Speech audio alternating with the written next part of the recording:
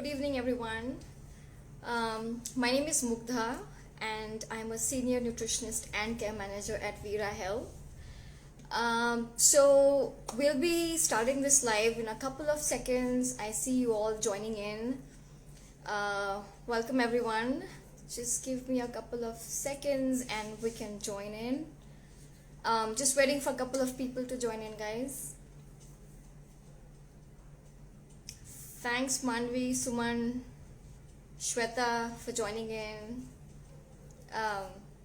Just give a couple of seconds, guys.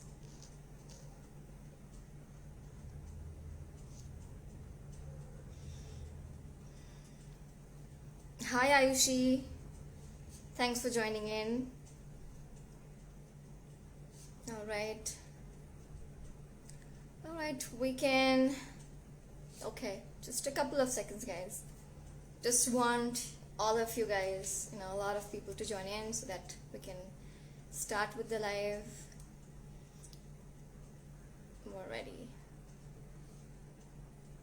Hi, Nimra. Thanks so much for joining in. Alrighty. Okay.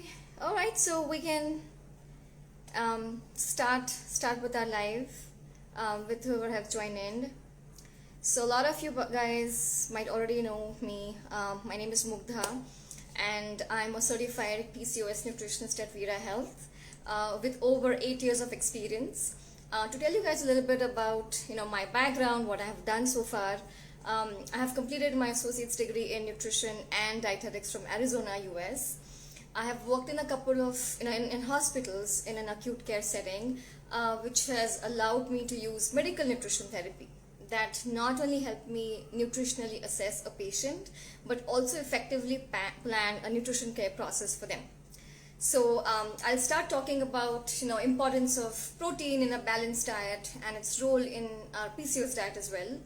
And moving on, I'll be busting some myths around protein intake, how much protein one needs, how much they need to have, and some tangible tips, how to increase your protein. Because I've seen a lot of times like people struggle, mostly vegetarians struggle or vegans. I've had so many people or patients asking me that, hey, I want to switch to vegan, but I'm not sure if that's a safer option for me or my body because I have PCOS and I do not want to miss out on important nutrition. So for you all guys, this was a hit topic. All of you wanted to know a lot about protein and what role it has with our PCOS diet as well. So okay, so we can start in now. As I said, I'll be also talking about some sources of protein, be it a vegetarian or a non-vegetarian. We all know about non-vegetarian sources usually, and we think that it's pretty easy to get in protein in our diet plan. But I'm going to give you some easy hacks how to increase a protein in our plan. So I would say, although there is no one way of eating for PCOS or for a PCOS diet, there are several nutrition guidelines we can implement into our diet which will help us with symptom management, right? So one of these strategies is increasing the amount of dietary protein in our diet. Now, protein is one of the major macronutrients, which basically fats and carbohydrates are the others. And what protein does is, it is essential for growth, repair, and energy. It's also the second abundant molecule in our body, following with water. So proteins are large molecules basically, and they are made up of long chains of amino acids. And there are about 20 amino acids, right? And 8 of these are essential, which means you have to obtain it from the diet. Our body doesn't make the rest, we do, but there are 8 amino acids which we don't make, and we have to make sure that we are combining our meals and getting those 8 amino acids. So how does protein help with PCOS? That can be the next question, right? So protein helps basically stabilizing your blood sugars, increasing feeling of that fullness, and reducing your cravings. Because I've seen with PCOS a lot of patients, they have a lot of cravings, right? It could be sugar cravings, it could be carbohydrate cravings, or late night cravings. So this is the major role, one of the major role of protein, I would say, is that it helps you feel fuller for a longer amount of time, which also decreases the cravings that PCOS patients goes through. Now, people with PCOS are more likely to have insulin resistance, right, which can result in carbohydrate cravings, feeling of fatigue, and also feeling hungry more often, right? So, protein is more satiating than carbohydrates or fats. So, having a good amount of protein throughout the day can help with, keeping hunger at bay, to say the least. Now, combining protein with fats and carbs at meal and also during the snack time, it's going to help you guys stabilize your blood sugar levels as comparative to heavy carb meals, obviously. Now, this helps with also lowering your cravings, keeping you fuller, satisfied. It also gives you good amount of energy all day long, right? Rather than having peaks and troughs. Now, there is a study done in 2012 that analyzes the impact of high protein diet on, like, let's say 27 people with PCOS. Now, this 6-month study found out that a high protein, diet, what it did was it decreased weight, it improved waist circumference, and also your blood sugar levels. So that is what was achieved with a high protein diet. Although increasing protein levels can be beneficial for PCOS management, but this doesn't mean that you have to cut out on carbs completely, because your body needs complex carbs, right? It works on it. So a gentle approach in your nutrition strategies, like, one with curiosity but not with judgment, and see, how you feel after you start increasing your protein intake, for that matter. Now, as per the most official, right, nutritional organizations recommend a fairly modest protein intake. Now, the DRI, which is the the dietary recommended reference, or the dietary reference intake of protein, is about 0.8 to 1 gram of protein per kg body weight. Now, this amounts to about 54 to 68 grams of protein for a person who weighs 68 kgs.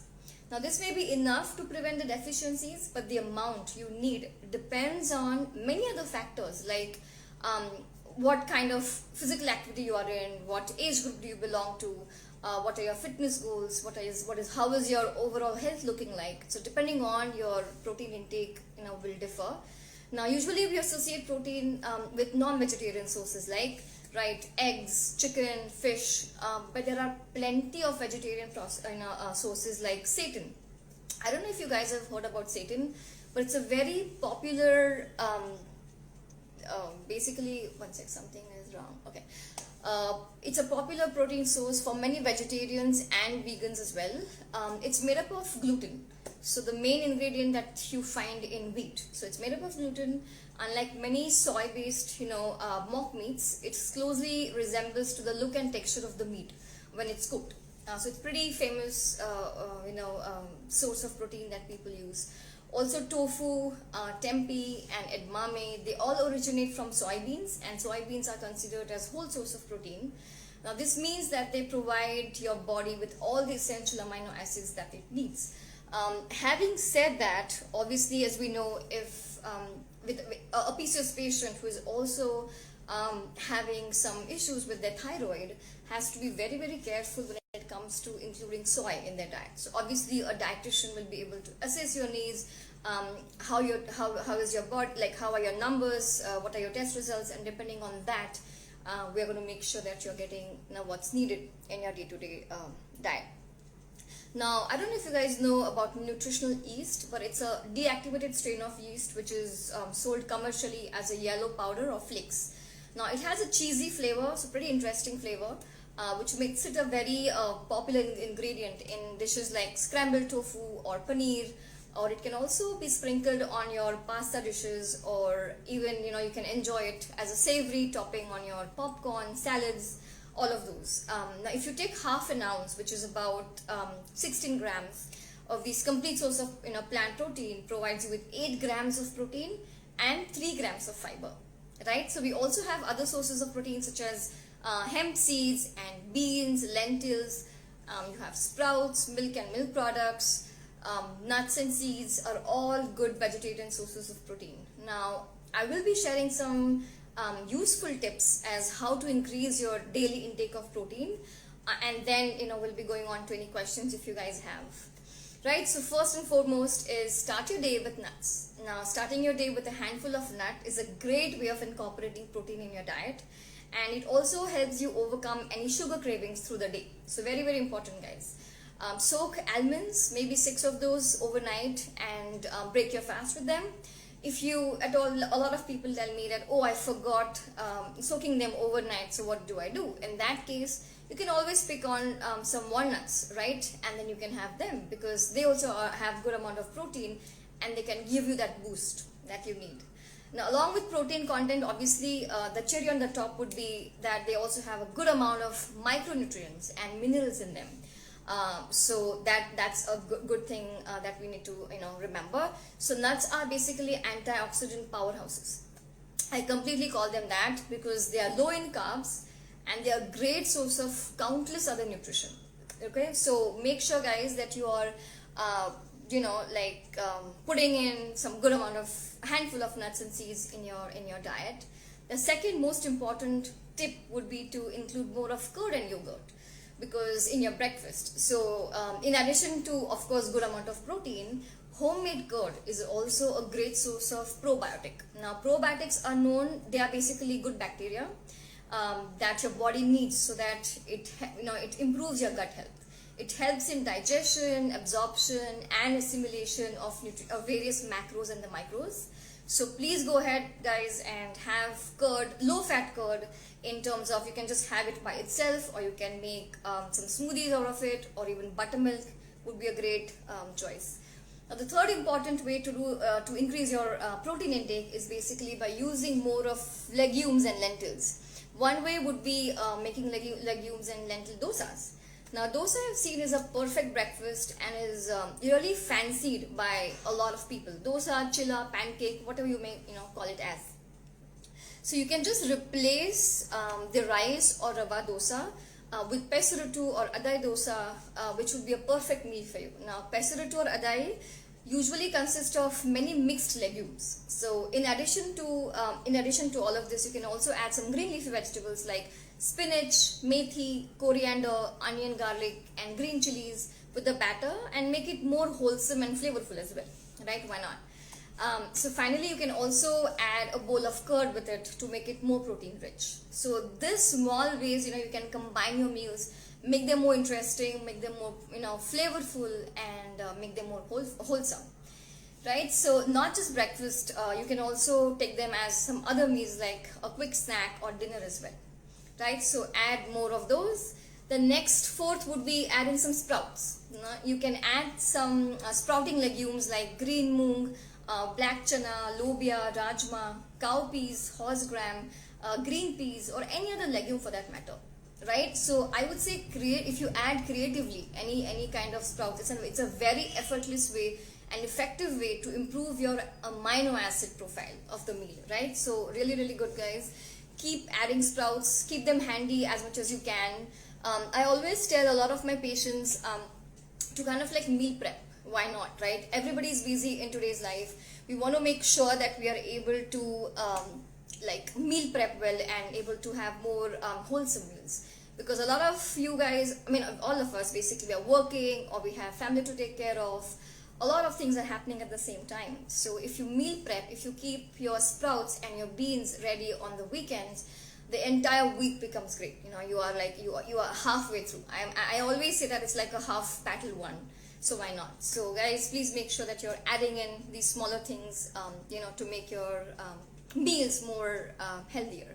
Also, you can add these sprouts, or beans to your pohas or any rice preparation to get that extra added protein benefit, right, while you're cooking, so that you don't have to separately make a different dish out of it. So just add in. The next would be a homemade protein shake. Now, I know there are a lot of questions around which protein powder to consume and what's my safest option. But if you're one of those who wants to make their own DIY protein shakes, then all you need, just like me, I love making my own protein shakes. So all you need is to mix, roasted lentils and moong like chana, tur, masoor, and even legumes for that matter. Just powder them up into a flour-like consistency, and then you can just add a tablespoon or two to your roti batter or your dosa batters for that matter. Or you can also add a tablespoon or two into your buttermilk and make a great post-workout drink, guys. So that's pretty amazing and refreshing. So try that out. And if you're craving something sweet, just make a pancake out of it. Why not?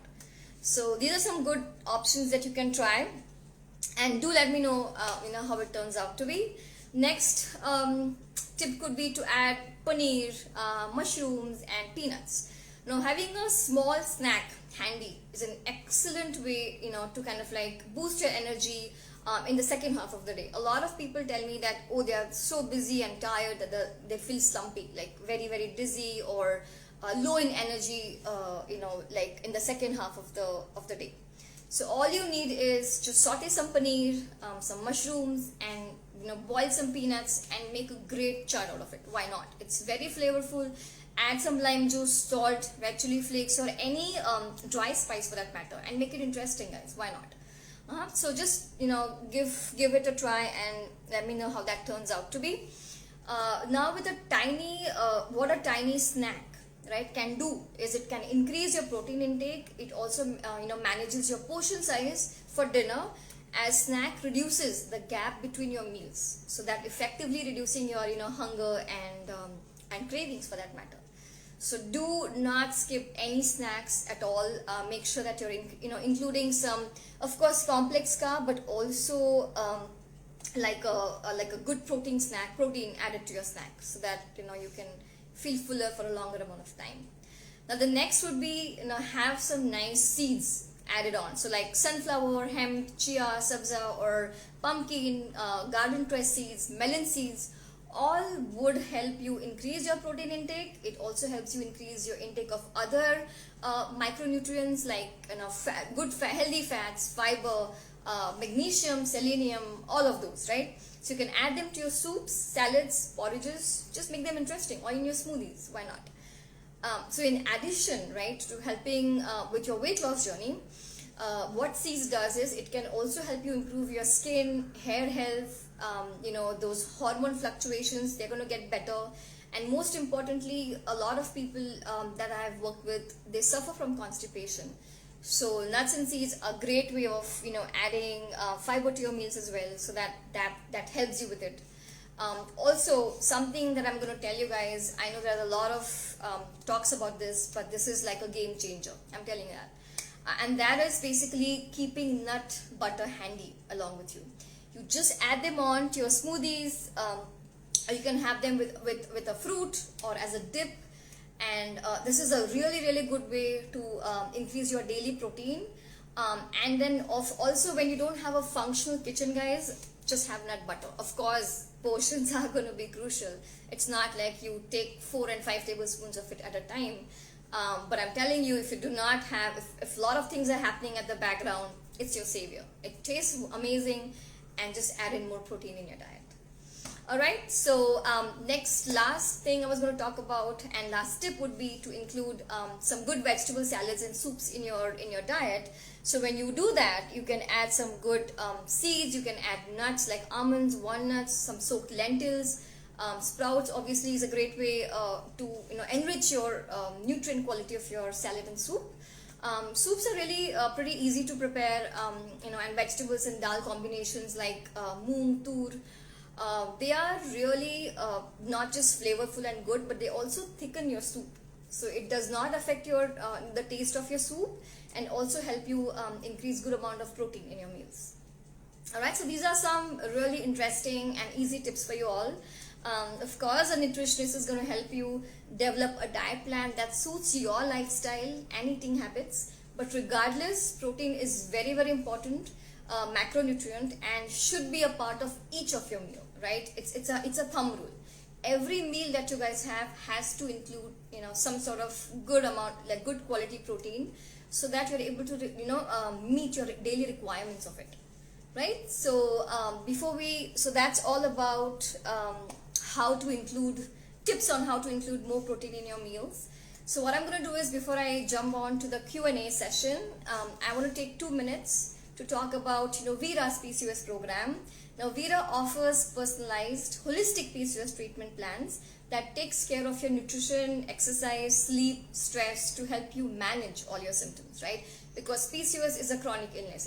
It cannot be cured, but your symptoms can be completely reversed, right? So at Veera, we have a team of experts across gynecology, nutrition, dermatology, mental health, all of that, with the entire team, work towards developing a plan that just fits to your lifestyle.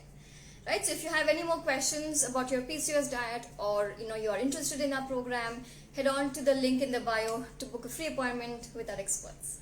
Alright, so what we can do now is we can absolutely go ahead. Sorry, I don't know what happened. So yeah, let's take some questions that you guys may have. Give me a second. Do add in any comments in the comment section, guys.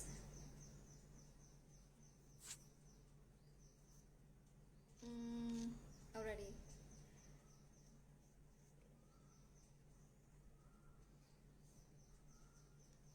I'm not able to see any comments right now.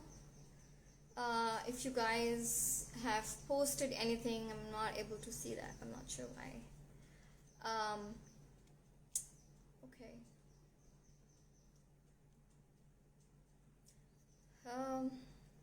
Give me a second. Alright, I don't see any questions as of now. Guys, if you have any questions, please comment on the comment section. I can wait for a couple of minutes. If anyone has anything to add on, I'll be happy to explain. Or if you have any questions, of course you can reach out to us anytime, and we'll be happy to explain or answer your queries about protein or PCOS diet for that matter. So yeah, let's do get onto the link. If you have any questions, do ask. Okay, I see one question. So you're mentioning that your girlfriend has a lot of multiple mood swings. How can you help? Yeah, and thanks for asking and bringing out this question. But when it comes to, I'm assuming that she has PCOS. I'm not sure if you have not mentioned anything, but it's a very common symptom that you see with PCOS is hormonal imbalance. When that happens, obviously a lot of mood swings, or triggers can happen, and it can affect mental health. Of course, a good lifestyle is going to help. Diet, exercise can really work wonders, because when you exercise, your brain kind of like secretes some good feeling hormones, and it will help you feel better. The mood can improve, but obviously it's not one solution. It's like a multiple thing. Obviously, good diet, good exercise routine, meditation is going to help, and also a therapy session definitely will help. Work with what's how we can help with the mental health. At Veera, we have a panel of nutritionist, therapist as well, that you can take help with. So I hope this answers your question. But yeah, if you guys have anything, just let me know. Put it in the comment section, and we can get back. But that's it for today. Thank you very much for joining in, and I hope this was helpful. And so just quick, few things that we have to, you should remember is, adding good right amount of carbohydrates, proteins and fats is very, very important for a PCOS diet. At Veera, we follow medical nutrition therapy, meaning food is medicine, right? So if you eat right kinds of foods in right proportion, then the body starts healing, and that's exactly what we do.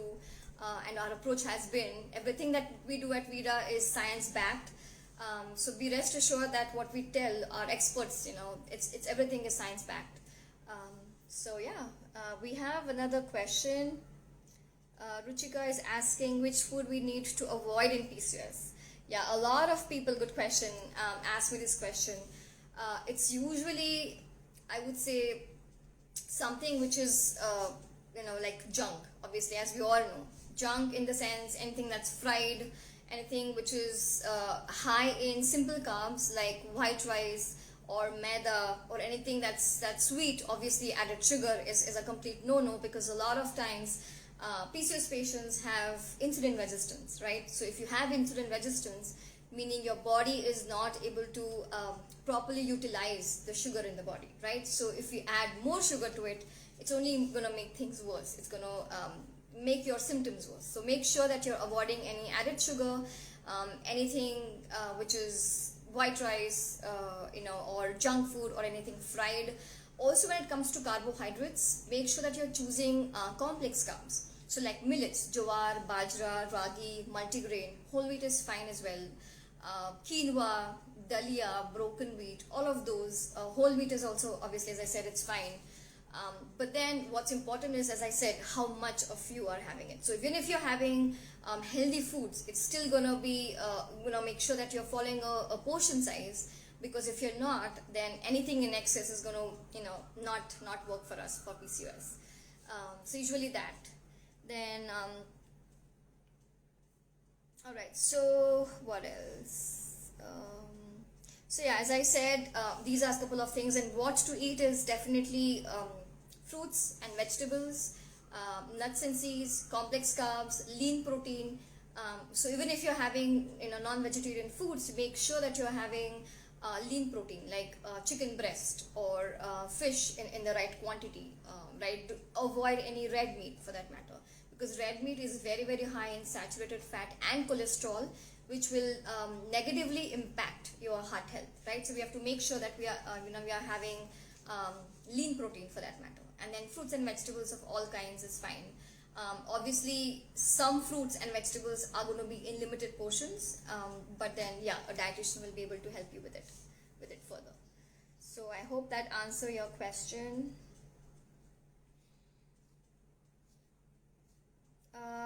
Yeah, so that's about it. Again, if you have any questions, please put them in the comment section, and I'll be happy to get back with you guys. But thank you so much for joining in again, and